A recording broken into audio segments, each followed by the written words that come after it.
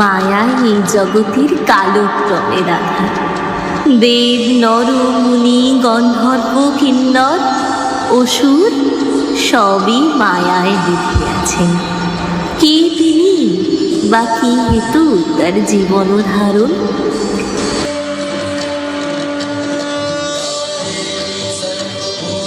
এই মায়া থেকে মুক্তি লাভের জন্য মানুষ আবার এই মায়াকেই ভোজন করে। সেই মায়ার সকার স্বরূপ আমি অম্বিকা, নানা কালে নানা রূপে আবির্ভূতা। আমার ইচ্ছায় ব্রহ্মশক্তি থেকে বহু রূপ আমি ধারণ করি। সৃষ্টির প্রারম্ভে আমি মহাকালী হয়ে জগতে সৃজন করি।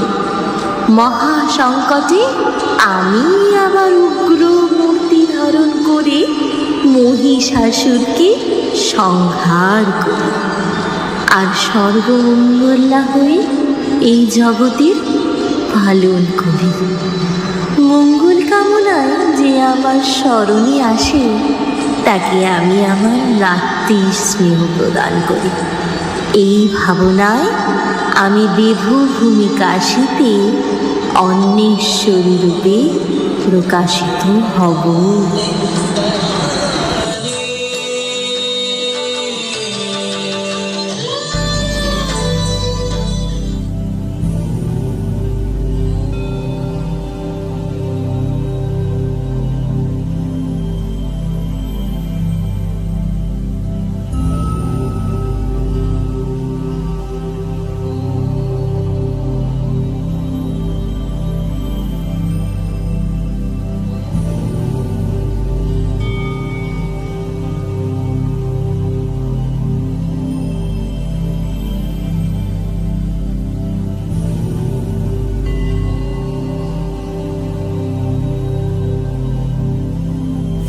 হে ভোলানাথ, আহারের সময় এসেছে, তোমার প্রতীক্ষায় আছি।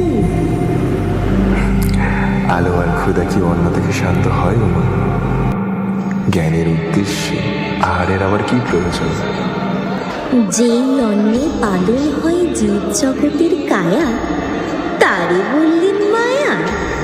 বেশ, থাকো তুমি মায়াময় এই জগতের অনাহারে। তোমার আজ্ঞায় চললাম আমি।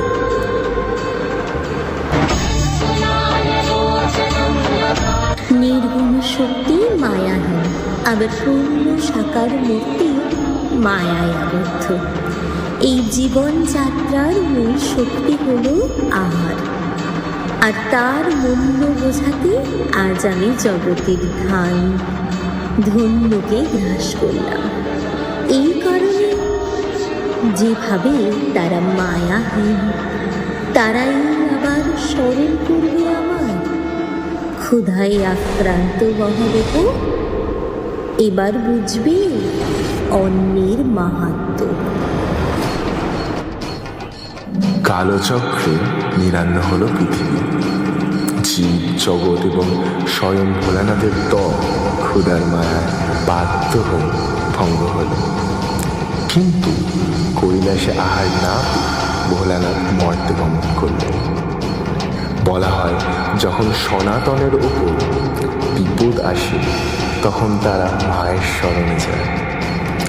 যখন ক্ষুধায় আক্রান্ত হলো তপব্রতী মানুষ, তখন ওরা বুঝল যে মহাজ্ঞানের জন্য মহাশক্তির প্রয়োজন।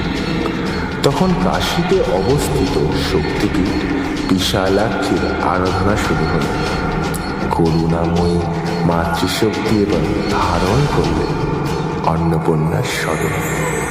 আর কাশীধামে মা খাবারের পরিবেশন শুরু করলেন। এই বার্তা এবার পৌঁছালো মহাদেবের কাছে, আর তিনিও মায়ের কাছ থেকে অন্নের ভিক্ষা নিলেন।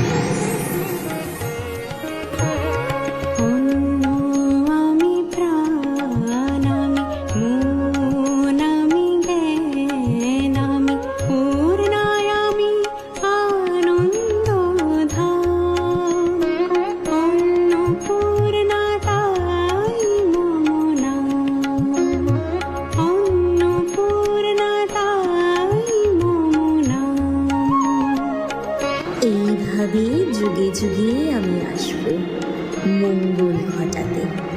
অন্য মায়া নয়, পরম সত্য। এই জীব জগতের সঞ্চারের জন্য আমার প্রধুর ভাব। আমি না হতে শিব ও সব তুল্য।